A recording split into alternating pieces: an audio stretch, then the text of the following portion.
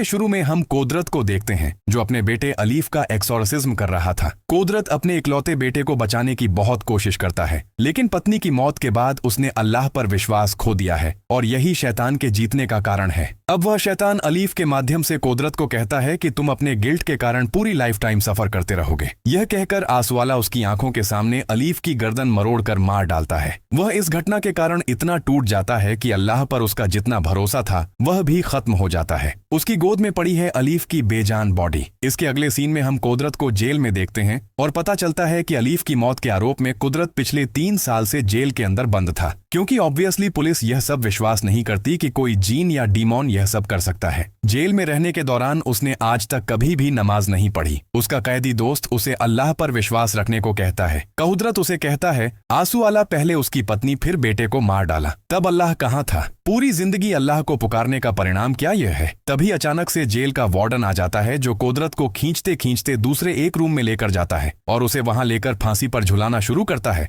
और हम जानते हैं कि इस वार्डन को भी आंसुवाला शैतान ने ही पसेस्ट किया था। इतने साल बाद भी आंसुवाला कुदरत का पीछा नहीं छोड़ा, क्योंकि जब आंसुवाला ने यह पता लगाया कि कुदरत को माफी मिल गई है और अब वह जल्द ही जेल से छूट जाएगा, तो उसने कुदरत को फांसी देकर खत्म कर दिया। लेकिन मरने से पहले कुदरत ठीक ही अल्लाह की महानता घोषित की थी, इसलिए अल्लाह उसे माफ करता है और उसे फिर से धरती पर भेजता है। आंखें खोलते ही देखता है मॉर्ग की लाशों के बीच वह सोया हुआ है। बाद में कुदरत वहां से भागकर अपने गांव चला आता है। 3 साल बाद गांव लौटते ही उसकी नजर एक साइन बोर्ड पर पड़ती है। उसमें लिखा था, यह जमीन पिजान ट्रेंट काहुरीपन बोर्डिंग स्कूल की है, यहाँ स्थानीय लोगों का आना अलाउ नहीं है। कुदरत इतने साल बाद गांव लौटकर हैरान हो जाता है, क्योंकि पूरे गांव में सूखा चल रहा है। गांव में प्रवेश करते ही कुदरत एक घर से चीख सुनता है। वह समझ जाता है मामला क्या चल रहा है, लेकिन वह इसे इग्नोर कर आगे बढ़ जाता है। असल में उस घर में जिहान नाम की एक लड़की को एक जीन ने पसेस्ट किया है। उनकी बातें सुनकर पता चलता है इस गांव में अब यह मामला महामारी की तरह फैल रहा है। जिहान को घर में बांध कर रखा गया है। इस बीच जिहान को शांत करने की कोशिश करते हैं तो वह सिर हिट कर खुद को मार डालती है। कुदरत पिजान ट्रेंट काहुरीपन के स्कूल आते ही मुलाकात जाफर के साथ होती है। वह उसका बचपन का दोस्त है। यहीं दोनों ने एक्सोर्सिज्म सीखा है। कुदरत उसे गांव की इस तरह की हालत का कारण और कायरोचिम के बारे में पूछता है। जाफर कहता है, पहले सब ठीक था, लेकिन जिस दिन तुम्हारे जेल जाने और अलीफ की मौत की खबर आई थी, उसी दिन से काय बीमार थी और उसी दिन से गांव पर एक अनजान विभीषिका उतर आई। इन सब के बाद मैंने इस स्कूल चलाने की जिम्मेदारी ली है, जिसके कारण अब गांव के लोग जाफर को ही उस्ताद कहते थे। जाफर पूछता है, कुदरत तुम्हें क्या हुआ? तुम्हारा अल्लाह पर अगाध विश्वास, उसकी शक्ति, सब बातों से तुम वाकिफ हो। तुम्हारे जीवन का हर एक्सोर्सिज्म सफल हुआ, लेकिन अपने बेटे के मामले में क्या हुआ? कुदरत चुप रहता है। उसके पास इस सवाल का कोई जवाब नहीं था। इसके बाद गांव के एक परिवार को दिखाया जाता है, जहां सदस्य कहने को मां यास्मीन, बेटा अलीफ और बेटी आशा ही थीं। एक एक्सीडेंट में पिता मौके पर ही मर जाते हैं और अलीफ चलने की शक्ति खो देता है। रात में अलीफ को सोने जाना कहने पर वह कहता है, मैं पिता के साथ खेलकर फिर सोऊंगा। यास्मीन को यह बात सुनकर खटका लगता है। अलीफ उसके रूम की अलमारी का दरवाजा खोलकर किसी के साथ जैसे बात करता है। आशा स्कूल से आज लेट करके घर आती है। यास्मीन को यह पसंद नहीं, क्योंकि गांव की हालत फिलहाल अच्छी नहीं है। कुछ दिन पहले ही उसकी दोस्त जिहान का जो हुआ था, लेकिन आशा यह सब मानना नहीं चाहती। उसके अनुसार जिहान सिक थी, उसे किसी उस्ताद की नहीं बल्कि डॉक्टर की जरूरत थी। यास्मीन आशा को अलीफ की अलमारी की घटना भी बताती है। तभी हम अलीफ को देखते हैं अलमारी की तरफ एकटक देखते हुए। अचानक अलमारी का दरवाजा खुद से ही खुल जाता है और व्हील चेयर आगे बढ़नी शुरू करती है। तभी अलीफ की चीख सुनकर सब अंदर आना चाहते हैं तो व्हील चेयर कोई जैसे उनकी तरफ फेंक देता है। बाद में अलीफ अलमारी के सामने मुंह के बल पड़ा हुआ है। उसे बहुत ज्यादा बुखार आया है। दवा और सिर पर पानी की पट्टी देकर रात गुजरती है। अगले दिन अलीफ उठकर बैठता है और पूछता है, अलमारी कहाँ है? यास्मीन बताती है, अलमारी बाहर स्टोरेज रूम में रखकर आई है। यह बात सुनकर वह कैसा चुप हो जाता है। यास्मीन उसे खिलाने जाती है तो धक्का देकर खाना गिरा देता है। रात में अलीफ को न पाकर वे पूरा घर ढूंढते हैं। बाद में स्टोरेज रूम आते हैं तो देखते हैं वह अलमारी के अंदर मुंह घुसेड़कर बैठा हुआ है। पूछने पर जवाब देता है, पिता ने कहा है, मुझे किसी की जरूरत नहीं है। यह सुनकर यास्मीन कहती है, पिता मर गए हैं। यह बात सुनकर अलीफ अपनी मां पर अटैक करता है। वह किसी तरह उसे एक धक्का देकर स्टोरेज रूम का दरवाजा लॉक कर बाहर निकल आती है। आशा को बंद दरवाजे का ख्याल रखने को कहकर दौड़कर निकल जाती है उस्ताद जाफर को बुलाने। जब वह स्कूल पहुंचती है तो वहां सिर्फ कुदरत को पाती है, इसलिए अब वह कुदरत के पास ही उसके साथ चलने की रिक्वेस्ट करती है। हालांकि कुदरत पहले तो मना करता है, लेकिन फिर अलीफ का नाम सुनते ही उसे अपने बेटे की बात याद आती है, जिसके कारण वह एक्सोर्सिज्म के लिए राजी हो जाता है। इधर अलीफ अपनी बहन को दरवाजा खोलने के लिए मैनिपुलेट करता रहता है। आशा के जन्मदिन के दिन पिता मर जाने के कारण उसने कभी भी जन्मदिन का केक नहीं काटा और यह वीकनेसेस काम लगाकर अलीफ उसे दरवाजा खोलकर पास आने को कहता है। आशा भी वैसा ही करती है और अलमारी के सामने आते ही अलीफ अंदर खींच लेता है तो आशा एक विजन देखती है, जहां उसके घर में सब केक लेकर उसके लिए इंतजार कर रहे हैं और पास खड़े पिता उसके हाथ में नाइफ देकर केक काटने को कहते हैं, लेकिन केक काटने के साथ ही अंदर से खून निकल कर आता है। असल में यह सभी आशा का भ्रम था।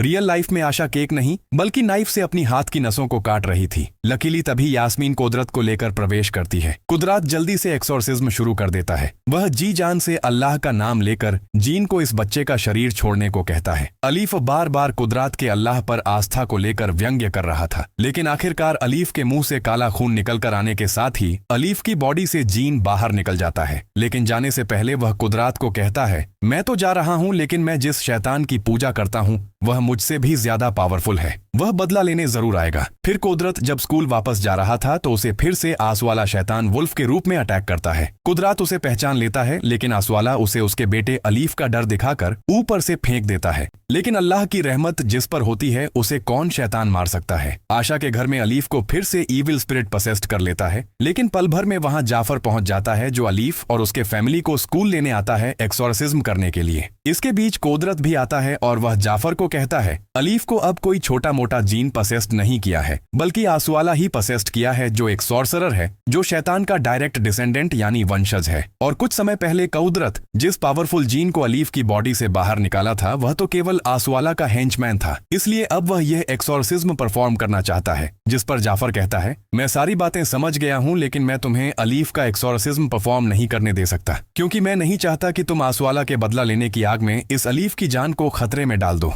और यह सब सुनने के बाद कुदरत साथ ही चुप हो जाता है और जाफर अलीफ को लेकर जाता है। अगले दिन आशा स्कूल के बाहर बैठी रो रही थी, इसलिए अब कुदरत उसे समझाना शुरू करता है कि सिचुएशन जितनी भी खराब हो, हमें कभी अल्लाह पर भरोसा करना बंद नहीं करना चाहिए, क्योंकि शैतान यही चाहता है। और फिर अगर एक बार तुम्हारा अल्लाह पर से विश्वास उठ जाता है तो शैतान को तुम्हें खत्म करने में देर नहीं लगेगी। इस तरह ये दोनों बातें करते करते गाँव के जिहान के घर के पास पहुंच जाते हैं। तब जिहान का पिता कुदरत को देखकर बाहर चले जाने को कहता है, क्योंकि गाँव की इस जगह पर वे जाफर के लोगों को अलाउ नहीं करते, क्योंकि पैसा या जमीन न मिलने पर जाफर ने जिहान का एक्सोर्सिज्म नहीं किया था। यह कहकर कुदरत को जिहान का पिता मारना शुरू करता है तो अचानक जिहान की मां गड्ढे में कूद जाती है। वहां मौजूद हर कोई स्पीचलेस हो जाता है। कुदरत भीषण कंफ्यूज्ड है। जो उसने कानों से सुना वह क्या सच है, सीधे जाफर के पास पहुंच जाता है। तब अलीफ को उसके घर के लोग लेने आए हैं। कुदरत जाफर से पूछता है, अलीफ को ठीक करने के बदले उसके घर से क्या लिया, पैसा या जमीन? यह बात सुनते ही जाफर चौंक जाता है। वह समझ जाता है उसका प्लान कुछ हद तक वह जान गया है। तो बेसिकली इस गांव में जो शैतान का शिकार होते हैं उनका एक्सोर्सिज्म करने के बदले जाफर जमीन पर हिस्सा डालता है, जिसके कारण ही गांव में प्रवेश करते समय कुदरत ने एक साइन बोर्ड देखा था कि यहाँ स्थानीय लोगों का प्रवेश वर्जित है। कुदरत कहता है, हुजूर कायरोचिम हमें यह शिक्षा नहीं देता है। इसके जवाब में जाफर कहता है, मैं जमीन संपत्ति सब ले रहा हूँ यहाँ मस्जिद तैयार करने के लिए। यहाँ मैं एक न्यू पेजेंट ट्रेन की शुरुआत करूंगा। लेकिन कुदरत को बेवकूफ बनाना इतना आसान नहीं है। वह जाफर से एक ही सवाल करता है, क्या ज्यादा इंपॉर्टेंट है, नई पेजेंट ट्रेन या इंसानों का स्वस्थ जीवन? जाने से पहले कुदरत कह जाता है, यास्मीन की जमीन और संपत्ति पर नजर डालने की कोशिश भी मत करना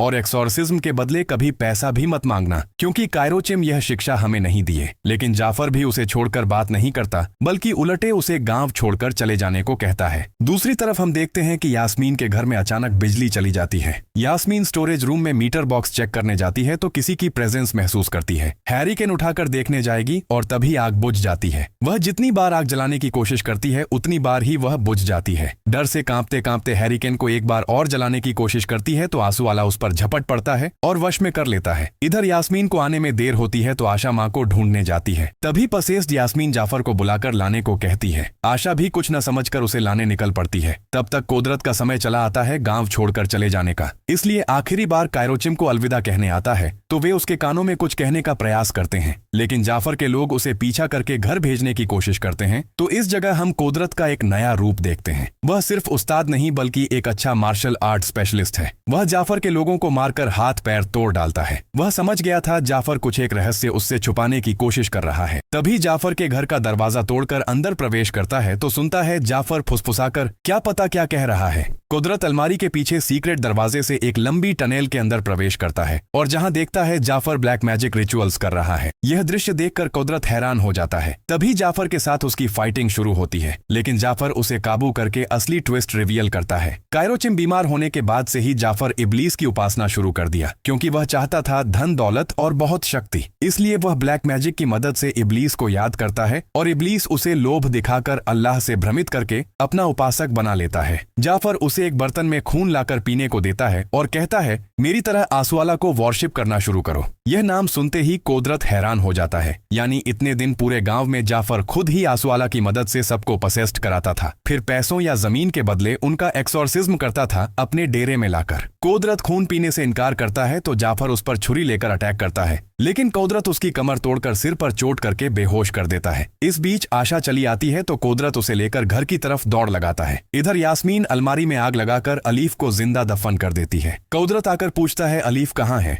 और तभी जवाब आता है खुद ढूंढ लें। यह कहकर उस पर झपट पड़ती है। कुदरत यास्मीन को पीछे से दबाकर पकड़ लेता है और अल्लाह का नाम लेकर उसे बहुत शांत करने की कोशिश करता है, लेकिन आसवाला उसे हर बार पराजित कर रहा था। आशा भी मिट्टी खोदकर अलीफ को बाहर निकालने की कोशिश कर रही है। यास्मीन कूदकर कुदरत का कान काटकर पकड़ लेती है। कुदरत को हारते देखकर आशा बेलचा लेकर यास्मीन को मारने आती है तो आसवाला उसे माँ का रूप लेकर मैनिपुलेट करके दीवार पर पटक देता है, लेकिन इस मौके पर कुदरत अल्लाह का नाम लेकर उसे फिर से दबाकर दुआ पढ़ना शुरू करता है और आसवाला पराजित होकर यास्मीन को छोड़ देता है। इसके बाद कुदरत मिट्टी खोदकर अलीफ को निकालता है तो आसवाला अपनी लास्ट चाल चल देता है। कुदरत मिट्टी खोदकर यास्मीन के बेटे अलीफ को नहीं बल्कि अपने बेटे अलीफ को देखता है। वह उसे पास बुला रहा है। कुदरत बेटे को देखकर खुद को रोक नहीं पाता और उसकी तरफ आगे बढ़ जाता है। याद आ रहा है 3 साल पहले बेटे की मौत का समय। इस हालत में यास्मीन और आशा दोनों ही अल्लाह को पुकारना शुरू करते हैं तो आंसुवाला जोरदार चीख उठता है और इस मौके पर कुदरत अपना काम पूरा करता है। अलीफ अब ठीक है। पूरा गांव अब शैतान की काली छाया से मुक्त है। दुख कष्ट सूखा बीमारी सब कुछ दूर कर चुके हैं गांव के लोग। जाफर की मौत के साथ कायरोचिम ठीक हो जाते हैं। उन्होंने फिर से गांव के बच्चों को धार्मिक शिक्षा देना शुरू कर दिया है, लेकिन कुदरत को रुकना नहीं चाहिए। वह ढूंढ कर निकालेगा अपनी पत्नी अजीजा की मौत का रहस्य,